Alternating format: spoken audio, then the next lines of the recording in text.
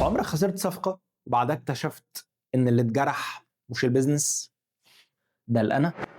اسمعني 45 ثانية، ده فرق بيغير فلوسك وراحتك. في نيتين بيحركوا قرارك في الشغل: نية رزق ونية إثبات ذات.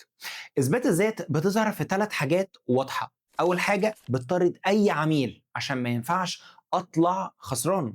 تاني حاجة بتوعد أسرع وأكبر من اللي أنت تقدر عليه عشان تفضل جامد. تالت حاجة أول ما بيحسسوك بتردد بتجري على الخصم. إنما نية رزق بتعمل العكس، وده سرها. بتختار الفت مش أي فلوس. بتوعد وعد قابل للتسليم مش وعد يبان حلو. وبتسعر على قد النطاق والقيمة مش على قد خوفك من الرفض. والاختبار الحقيقي قبل أي قرار: لو محدش شاف الصفقة دي كنت برضو هتختارها؟ لو إجابتك أنت بتبني رزق. لو لأ، يبقى القرار بيخدم صورتك مش شغلك.